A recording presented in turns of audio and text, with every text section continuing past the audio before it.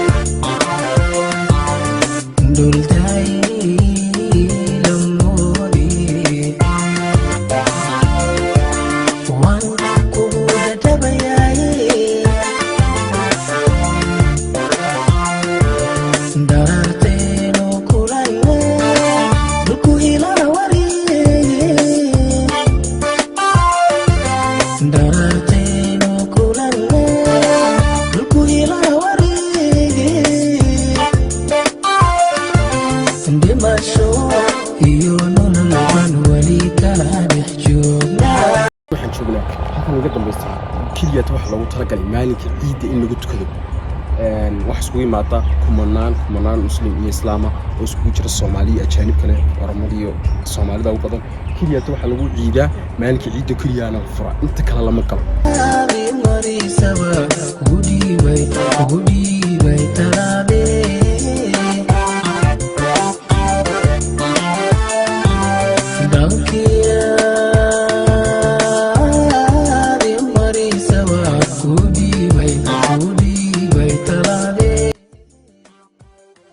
محمد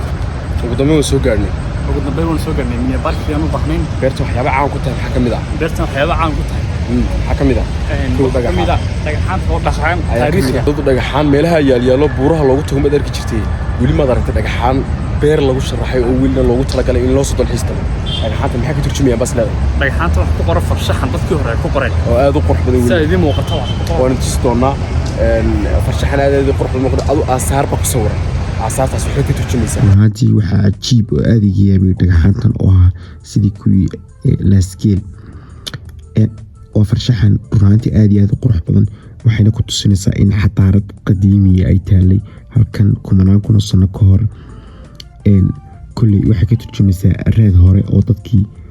dhulkan deganaa ay lahaayeen in ay dad jireen xilligana lagu noolaa isla magaalada Dirdhaba ay ka turjumaysaa marka waa taariikhda fog waxa ku sawiran xayawaanada noocyadooda kala duwan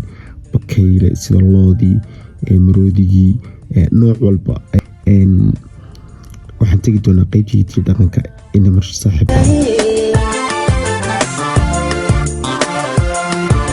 ndabanada ilaayo dolaka posokari ndabanada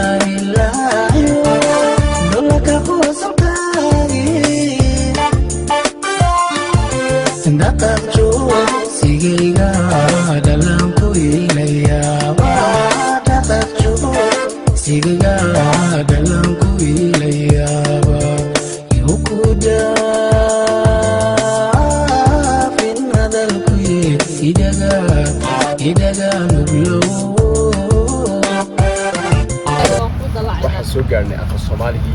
maamada Fiisa la dhahaa waxna ba sharaxay aqal Soomaaliga iyo dhaqankii ayaan ku haysaa maama kan maxaa la dhahaa maama waxa la yiraahdaa il baa la yiraahdaa shacaanaha la yiraahdaa caanaha lagu shubtaa oo lagu dhigaa marka safar jiro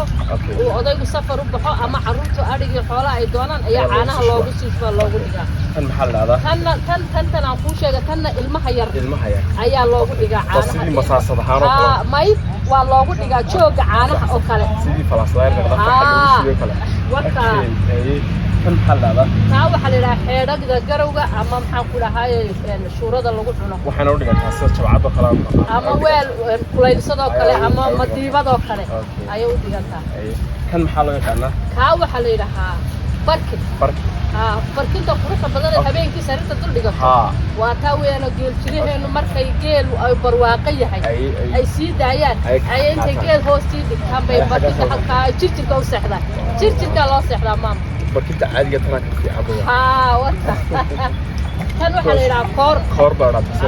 wad garanaysaa si fiican neefka geela dhibka badan ee lumista badan halkan imika inagu seeriga iyo koonka iyo waxyaabaha ka baran ayaa la qaadan jiray dhaqankeena asalka waa kan okay kuwa kala dhanna waa dhaqankii qayb ka mid ah xaggaasina waa buulkii waa afka Soomaaliga dhaqankeena markaa waxaas kana waxa isaguna waa haruufkii lagu miseeyay waa laba nooc haruufkan kan imika kana kala markay ku lisaan hadana way ku cabaan geedo ama loo jiro kana waa lagu lisaa kana labada qorf weeyaan labada waa kana kale inta xariga waa ka go'ay waa qorfka ay geedo ama loo jiro ay dhinaca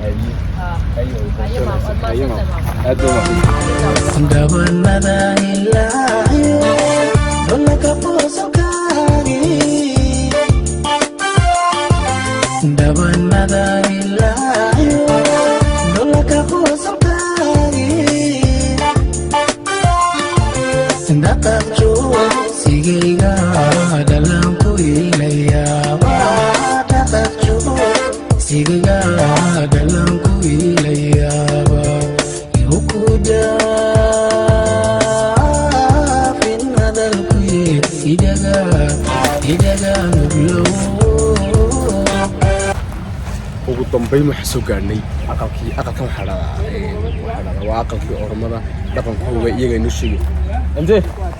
ande simin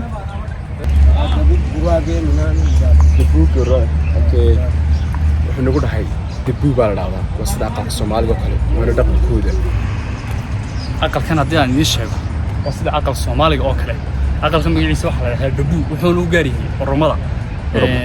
sidoo kale xabashida waa taariikhdooda guriyahooda taariikhda biri hore geli jireen maxamed haddaan hal su'aal ku weydiiyo aqalkeena muxuu kaga duwan yahay aqalkan wuxuu kaga duwan yahay horta kow uu ka weeyahay aqalka Soomaaligeena laba ee kor buu fiiqay la xagga sare saddex wuxuu leeyahay wax la dhahdo caws oo kale la kafo halkan inagu qoryaha sida u istaajinina iyagu oobay ka dhigeen taasi ugu wareejiyay marka waxyaabo badan oo kala duwan yihiin waxaan oran karaa aqal Soomaaligeena aqalkan uu ka qurux badan baan oran karaa laakiin muhiimadu waa dhaqankeena in laga tagin weeyaan dhaqankeena nagu leenahay kan inagu mid ka qoxisteen inaguna keenay sidaa iska daro ma qoxisana daraya asxaabta